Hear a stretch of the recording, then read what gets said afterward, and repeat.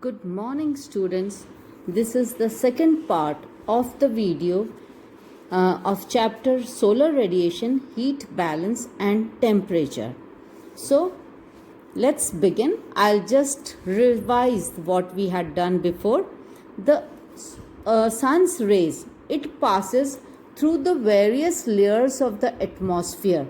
This is the blanket of atmosphere, which has got troposphere, stratosphere, mesosphere, thermosphere and exosphere. When the solar radiation reaches the earth, it passes through all these layers, and that rays is called insolation. These waves are short waves, and lot of energy is absorbed by all these layers. So very little energy reaches the earth. The earth receives only 1.94 calories per square centimeter per minute. Now during its revolution, when the earth is revolving around the sun, there are two positions. On one position the earth is closest to the sun, and on the other it is farthest away from the sun. It is farthest away from the sun on 4th of July. This position is called aphelion. And when the earth is closest to the sun, that is on 3rd January, it is called perihelion. Heat received in the month of January is little more than it is received in the month of July. But there are various factors which also affect this solar input. Now, why is there the variability in this insolation at the surface of the earth? There are various factors. I told you, first was rotation of the earth. The earth is rotating on its axis continuously. It takes 23 hours 56 minutes to complete one rotation. So the rotation of the earth affects the variability of solar insolation, because half part of the 24 hours we have day and half is night. Then next is, because half part is facing the sun and half part is away from the sun. So where there is sunlight, that part has day and the other side has night. So this forms day and night and causes temperature variations. Second was angle of inclination. Angle of inclination you can see in this diagram. This is the sun and this is the earth. Now the sun's rays is reaching the earth. Here it is vertical, here it is slanting. The rays is going like this. So the vertical rays, it takes less time to reach the earth, whereas slanting rays takes more time. So this is the angle of inclination of the sun's rays. Third was length of day and night. The length of day and night also varies with the position of the sun and the earth. Then fourth is transparency of the atmosphere. I told you, at times the atmosphere is totally transparent. There is very little amount of dust particles, water vapor present in it. For example, when there is forest fire or volcanic eruption, the transparency will be less. As a result of incoming and outgoing radiations will be affected.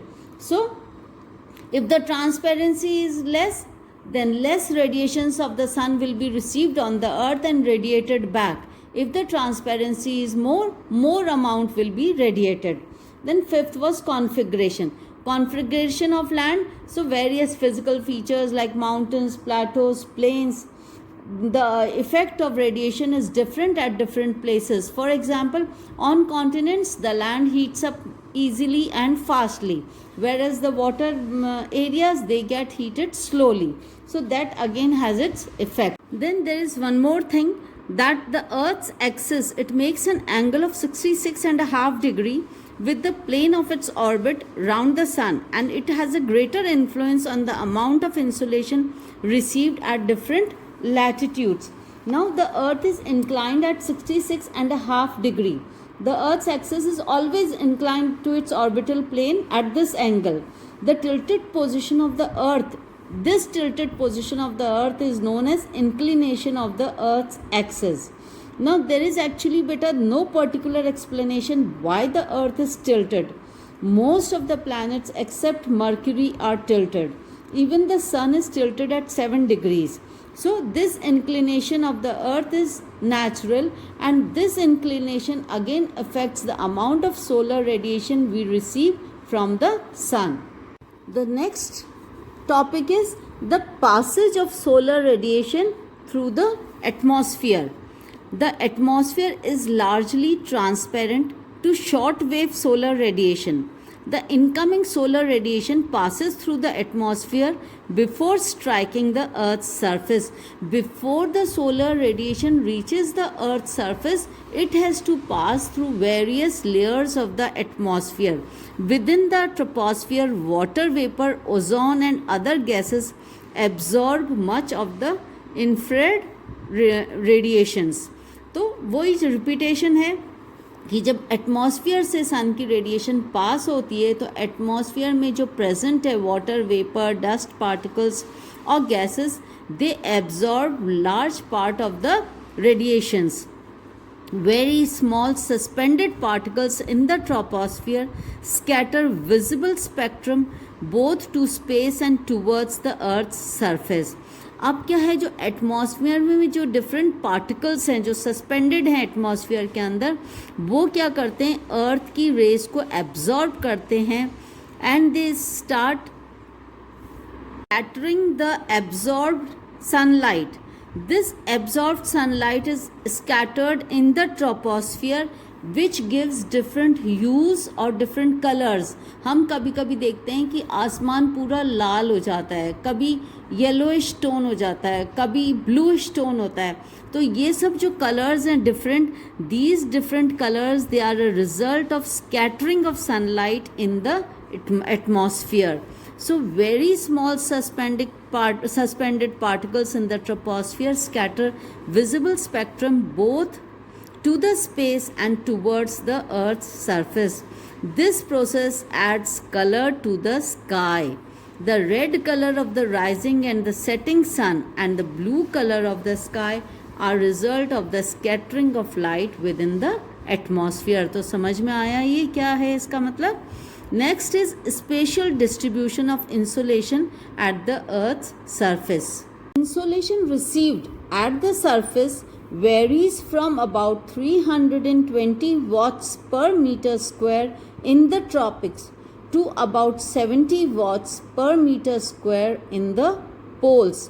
तो जो insolation हम receive करते हैं वो vary करती है tropics से poles की तरफ जाते हैं तो इंसोलेशन कम हो जाती है.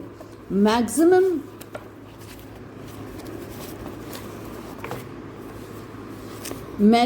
Insolation is received over the sub tropical deserts. देखो बहुत इंपॉर्टेंट है कि maximum insolation is received on the sub tropical desserts.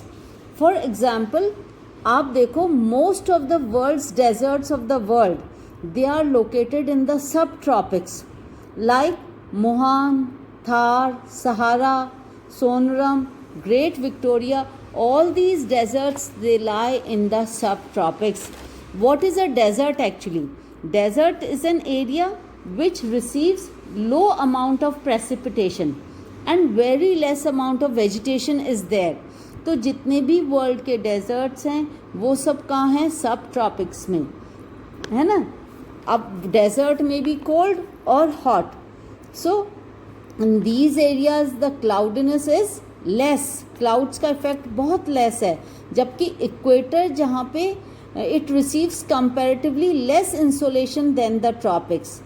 now एक जो हमारे दिमाग में अभी तक था कि इक्वेटर सबसे हॉट है, तो इक्वेटर हॉट तो है लेकिन क्यों गर्मी ज़्यादा होने से वहाँ प्रेसिपिटेशन भी बहुत ज़्यादा है. तो that is why the amount of insolation over there it is less as compared to the tropics. Generally at the same latitude the insolation is more over the continent than over the oceans. एक और जो चीज़ है important कि insolation is more on the continents as compared to the oceans, है ना. अभी मैं आपको ये डायग्राम से बताती हूँ. In winter the middle and higher latitudes receive less radiation than in the summer. Winters के अंदर जो मिडिल और हायर लैटिट्यूड्स होते हैं वो लेस रेडिएशन रिसीव करते हैं एज कम्पेयर टू समर्स। तो इतना समझ में आया। इसमें 3 चीज़ें हैं कि the tropics, the sub tropics, they receive more insolation as compare to the equator because there is more precipitation in the equator and in the tropics. Then the amount of insolation also varies on the continents and on the oceans. And third is, in winter the middle and higher latitudes they receive less radiations than in the summer. Next is heating and cooling of atmosphere. Now there are different ways of heating and cooling of the atmosphere. The earth being heated by insolation, it transmits the heat to the atmospheric layers near to the earth in long wave form. हम पहले पढ़ चुके हैं जो सन से radiation अर्थ को पहुंच रही है वो शॉर्ट वेव फॉर्म है, और जो सन से वापस रेडिएट हो रही है that is long wave form. The air in contact with the land gets heated slowly and the upper layers in contact with the lower layers also get heated. This process is called conduction. तो conduction process क्या है कि जब आपने किसी चीज़ को heat करा, उस हीट के इफ़ेक्ट से और दूसरी लेयर्स में भी हीट पहुंच रही है. फॉर एग्जाम्पल आपने एक पैन में पानी बॉईल करा, जब पानी बॉईल होने लगा तो धीरे धीरे भगोनी से हैंडल भी गर्म होने लगा. तो this process is called conduction. When because of the effect of heat on the earth the heat is passed to the upper layers of the atmosphere, the heat is conducted. Okay, this is conduction. Conduction take place when two bodies of unequal temperature are in contact with another. There is flow of energy from the warmer to the cooler body. जब दो bodies आपस में टकराती, एक cool है एक warm है, तो warm body उसको भी cool body को भी warm करती है. This process is called conduction. The transfer of heat continues until both the bodies attain the same temperature or the contact is broken.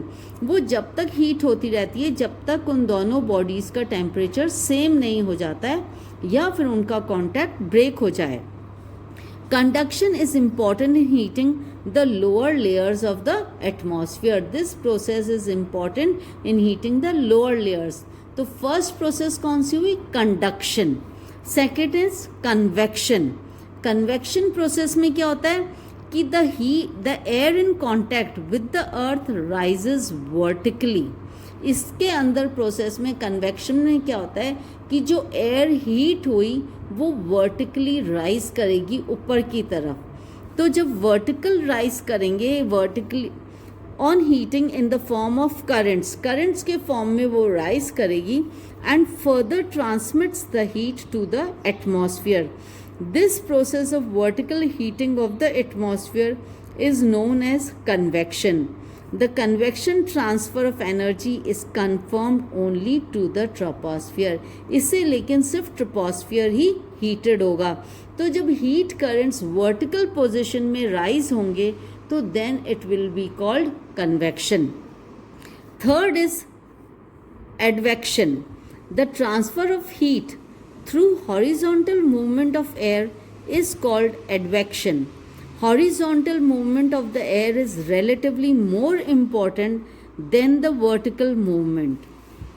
In middle latitudes, most of the diurnal, that is day and night variation in daily weather are caused by advection alone. In tropical regions, particularly northern India during summer season, local winds called Lu is the outcome of advection process. Advection process is very important. In this, the heat moves through horizontal layers. It is a horizontal movement of the hot air, and this movement is relatively more important than the vertical movement.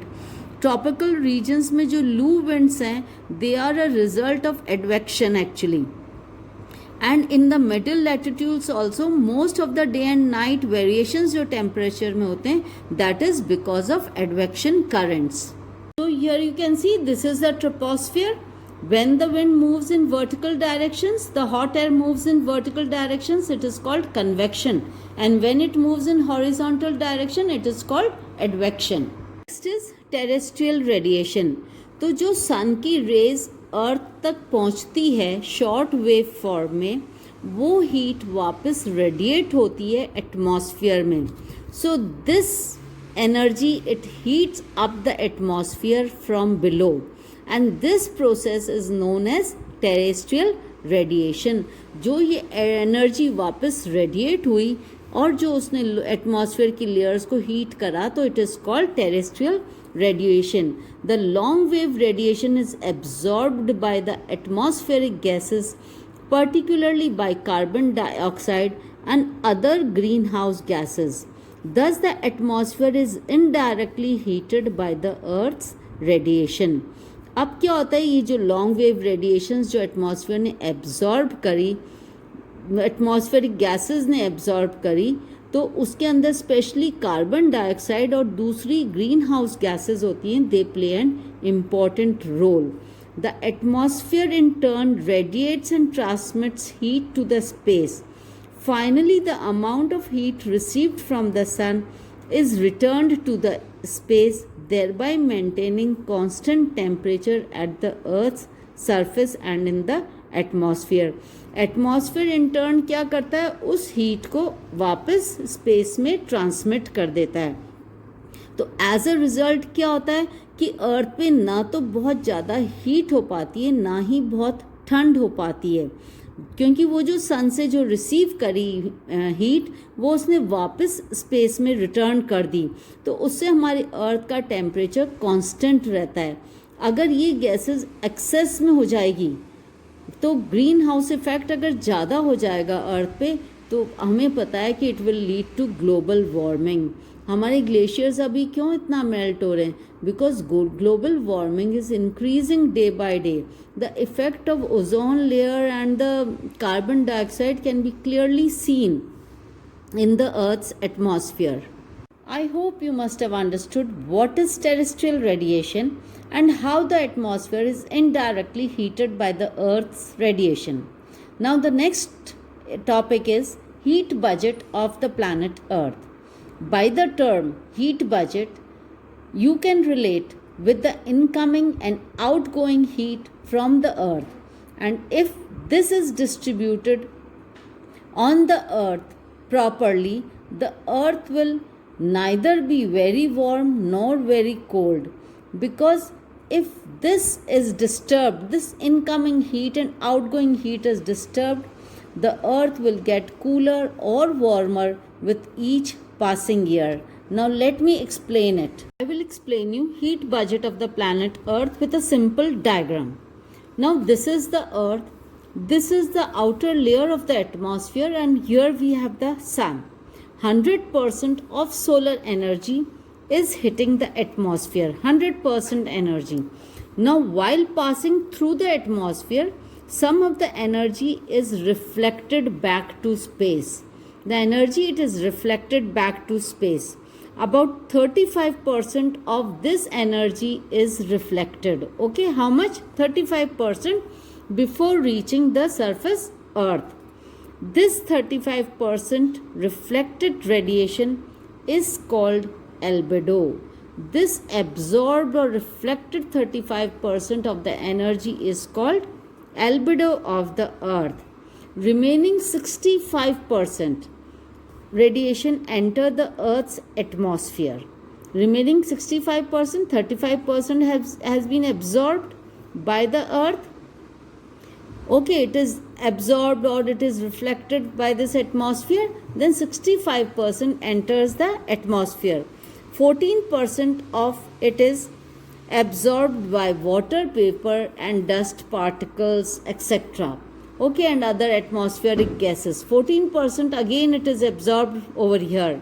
Then only 51% radiation it reaches the Earth. So the Earth receives only 51% of the total radiation. I hope this is clear. Up till here I am clear. What is albedo? and how much is reflected, absorbed or reflected, and how much reaches the earth. Now it is time for the earth to radiate back the 51% of the energy received by the sun. जो 51% energy अर्थ ने receive करी, अब time है कि उसको वापस radiate करना है. तो in other words it is time for terrestrial radiation. अब टाइम किसका आ गया? टेरेस्ट्रियल रेडिएशन का. ये जो वापस जो अर्थ रेडिएट करता है heat, that is called terrestrial radiation.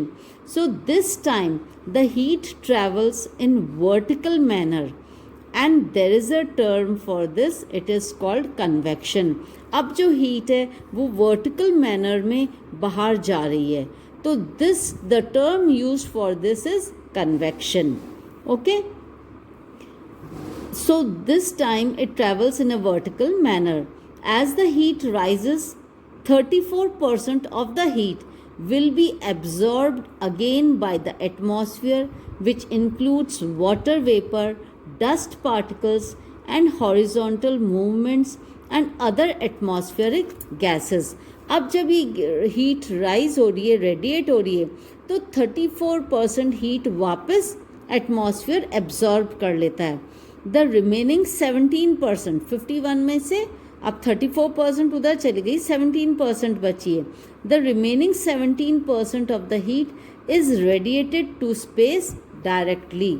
Remaining 17% it is radiated directly, directly radiate हो रही है. Okay, the remaining 17% of the heat is radiated to space directly. If you notice, 48% of the heat is absorbed by the atmosphere. So total amount of heat absorbed by the atmosphere is 48%.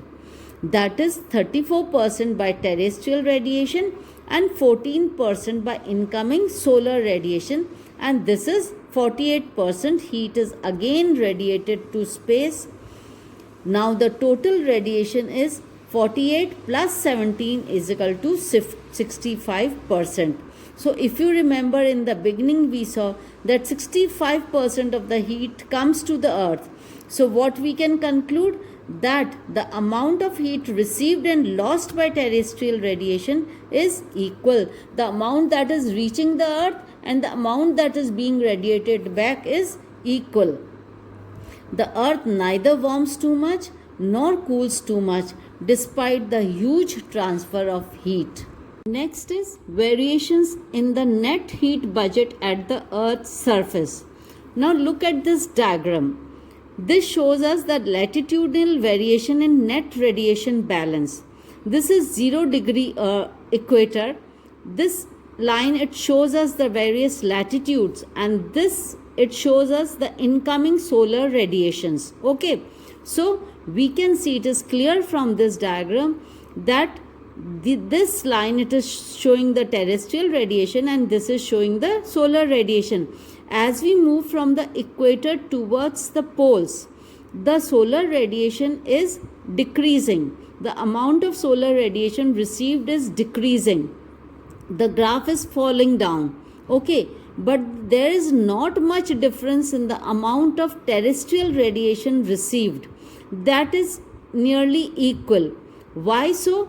Because the polar regions, they are covered with ice. This is all ice, and the white ice, it reflects the heat back. So terrestrial radiation, there is not much change, but the solar radiation is becoming less and less as we move from the equator to the poles. So this is variation in the net heat budget of the earth's surface.